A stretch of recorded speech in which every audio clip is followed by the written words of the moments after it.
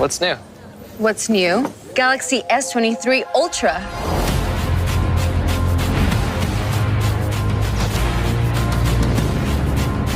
So what is up guys, के हाल खबर? I hope you all are fine and safe है। आजको भिडियोमा चाहिँ हामी Samsung Galaxy S23 Ultra को बारेमा कुरा गर्न गइरहेको छौं है। If you haven't subscribed my channel, you can subscribe it र छेउमा रहेको बेल आइकनलाई नि दबाइदिनु होला।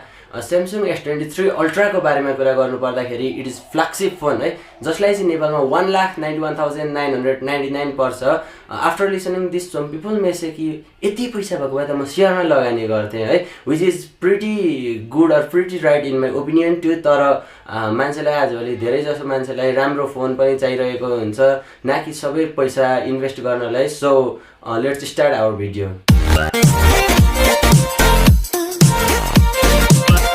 यदि फोन को अपरेटिङ सिस्टम अथवा ओएस को कुरा गर्नुपर्दा it comes with Android 13 ONE UI 5.1 है।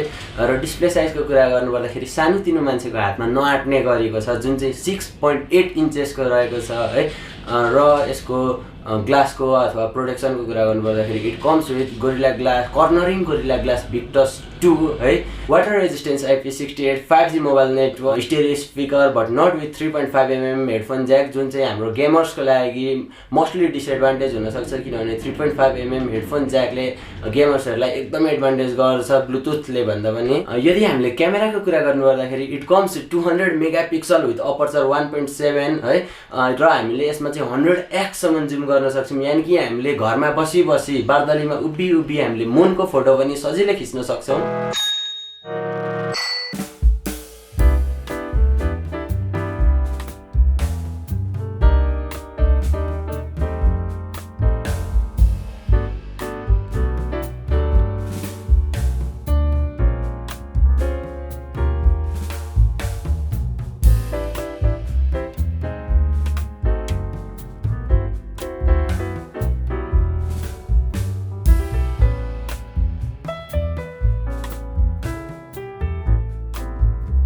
को कुरा गर्नुपर्दाखेरि हामीले Samsung Galaxy S22 को भन्दाखेरि डबलै स्टेबल पाइन्छ, जसले चाहिँ इन्डिकेट गर्छ कि गिम्बल चाहिँदैन भनेर। 8K मा 30 FPS सम्म खिच्छ भने 1080 मा 960 FPS सम्म यसले भिडियो खिच्छ। यसको सेल्फी क्यामेरा चाहिँ 12 मेगापिक्सल को छ, जसले चाहिँ 4K 60 FPS सम्म खिच्छ।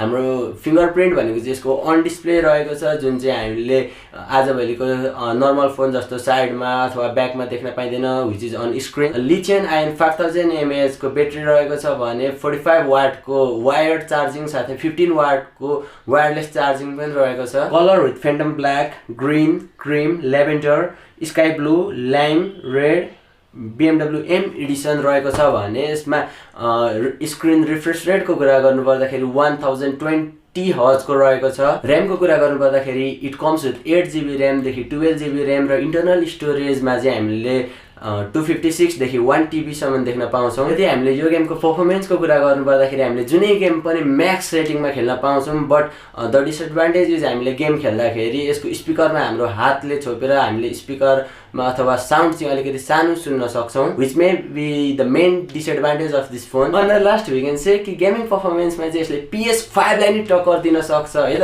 सो आजको लागि भिडियो यति नै हो। Will meet in next video. Bye by.